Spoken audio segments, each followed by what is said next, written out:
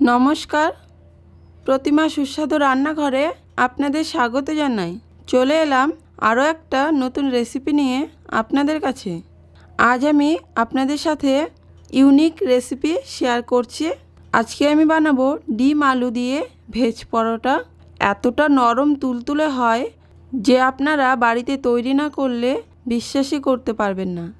আপনারা এই আলু ডিম পরোটা সকালে জলখাবারে, নাস্তায় বা বিকেলের টিফিনেও খুব সহজে তৈরি করে নিতে পারেন। আশা করছি আজকের রেসিপি ভালো লাগবে। এখানে আমি নিয়েছি দুটো আলু, কেটে নিয়েছি টুকরো টুকরো করে। এরপর এখানে কড়াই নিয়ে নিলাম, কড়াইতে আলু দিয়ে দিলাম, দিয়ে দিচ্ছি জল। আলুগুলোকে ডুবিয়ে দিচ্ছি জলে। আলু সিদ্ধ হতে বসিয়ে দিয়েছি। ঢাকনা দিয়ে ঢেকে সেদ্ধ করে নেব, তাহলে খুব তাড়াতাড়ি সেদ্ধ হয়ে যাবে আলু।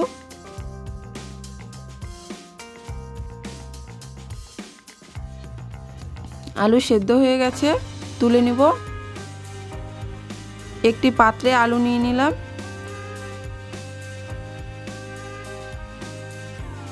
আলুগুলোকে ম্যাশ করে নিচ্ছি।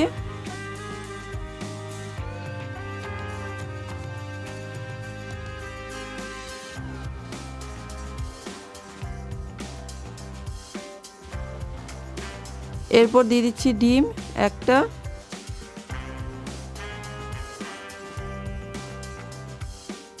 এরপর আলুর সাথে ভালো করে মিশিয়ে নিচ্ছি।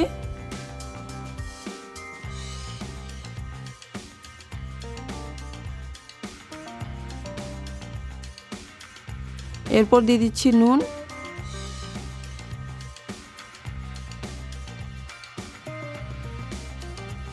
এরপর নিয়ে নিলাম 1 কাপ ময়দা। এরপর হাত দিয়ে মেখে নিব।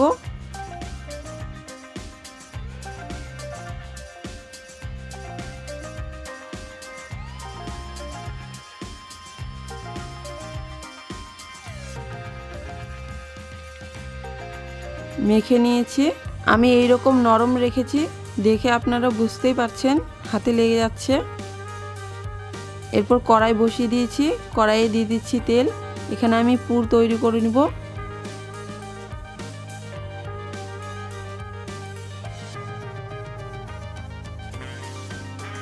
দিয়ে দিচ্ছি নুন স্বাদ মতো।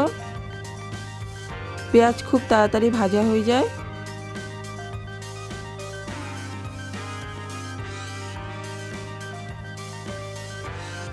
এরপর দিয়ে দিচ্ছি গাজর কুচি, বাঁধাকপি কুচি,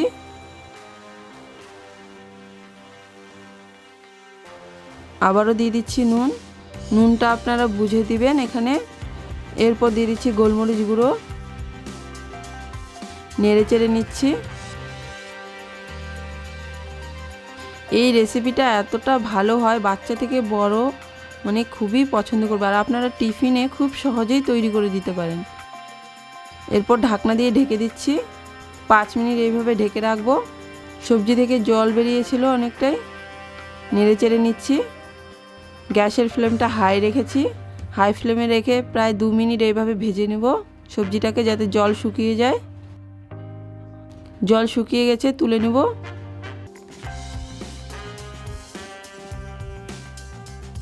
এরপর আটাটা দেখে নেব। এই যে দেখতেই পাচ্ছেন বন্ধুরা, হাতে লেগে যাচ্ছে। আমি এতটাই নরম রেখেছি। এই রকমই রাখতে হবে, তাহলে পরোটাটা অনেকটা নরম হবে, একদম তুলতুলে পরোটা হবে। এরপর সাইডে ময়দা ছিটিয়ে দিচ্ছি। আপনারা দেখতেই পাচ্ছেন আমি কিভাবে তৈরি করতেছি।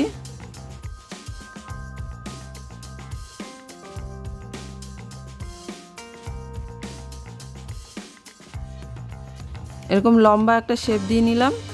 এরপর ছুরি দিয়ে কেটে নিচ্ছি।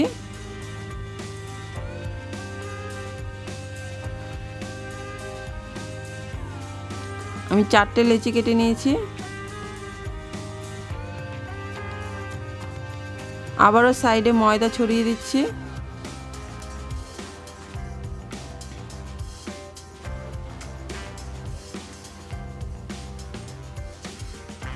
ময়দার উপরে দিয়ে দিচ্ছি যাতে লেগে না যায়। একটা লেচি নিয়ে নিলাম। আবারও উপরে শুকনো ময়দা ছড়িয়ে দিচ্ছি। এইভাবে হাত দিয়ে চেপে চেপে বড় করে নেব, লুচির সাইজে করে নেব। এরকম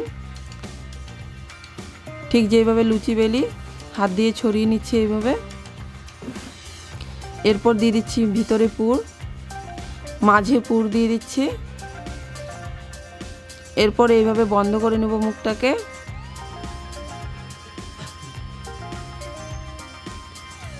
হাত দিয়ে একটু চেপে চেপে ছড়িয়ে দিচ্ছি যাতে পুরটা পুরোটা পরোটার মধ্যে ছড়িয়ে যায়।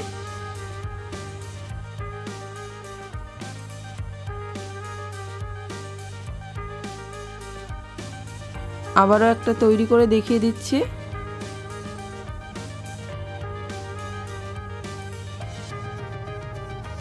আবারও হাত দিয়ে এইভাবে চেপে চেপে নিব।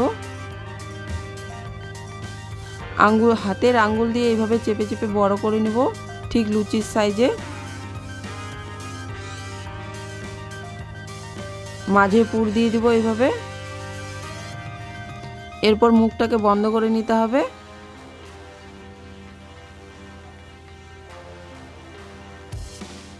আবার হাত দিয়ে এইভাবে ছড়িয়ে নিচ্ছি যাতে পুরটা পুরোটা পরোটার মধ্যে ছড়িয়ে যায়। আবারও নিয়ে নিচ্ছি শুকনো ময়দা। এরপর বেলনা দিয়ে বেলে নিব এইভাবে।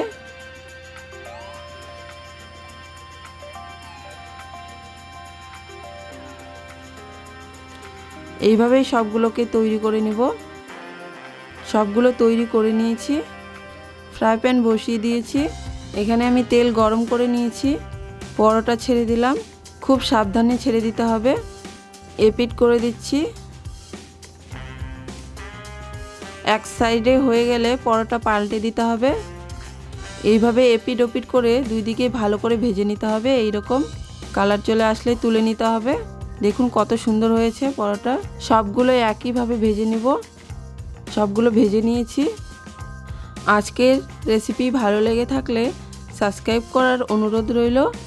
পাশে থাকা বেল আইকনটি ক্লিক করে নেবেন নতুন ভিডিও নোটিফিকেশন সবার প্রথমে পাওয়ার জন্য।